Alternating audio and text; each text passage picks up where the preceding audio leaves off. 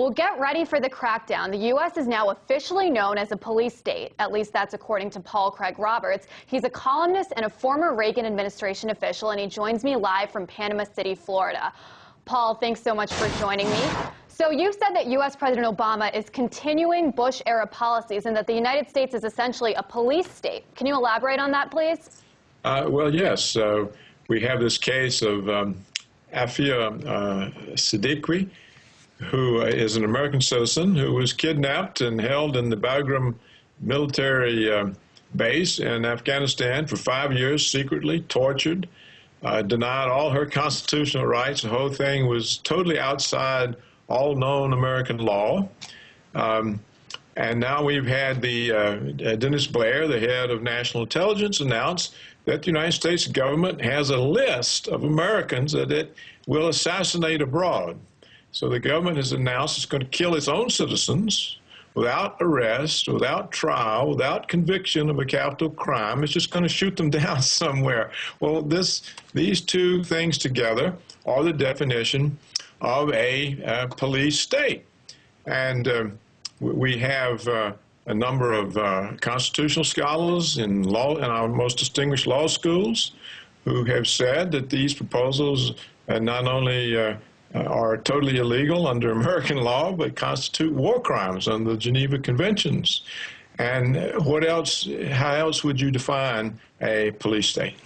And so, I think that's really interesting, Mr. Roberts. I mean, especially because President Obama has spoken out against so many of these things, including torture, and, he's repeatedly said that he wants to close down Guantanamo Bay. So why do you think nothing has changed and he's continuing these Bush-era policies then?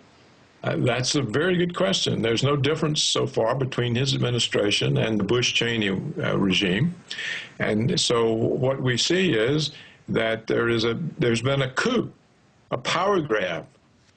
The law means nothing to the government. It operates totally outside the law with contempt of the law. And what's most amazing is that Dennis Blair, this is not my opinion, he went to the United States Congress and told one of the most important committees, the Committee on Intelligence, that the United States government now has a list of Americans that it will murder. Well, how does this differ from Joseph Stalin? And so, I mean, how is this all possible? How can the United States just simply disregard international law? And what should be done to stop this? I don't know how it's possible. I don't know how Joseph Stalin was able to murder all the heroes of the Bolshevik Revolution. I don't know how Hitler was able to take over Germany and completely flush the law, but that's what's happening here. And we have these statements from these distinguished American legal scholars that this is not only completely against the Geneva Conventions and the Fifth Amendment of the United States Constitution, which requires a due process. But if you announce you're just going to murder people, there's no due process.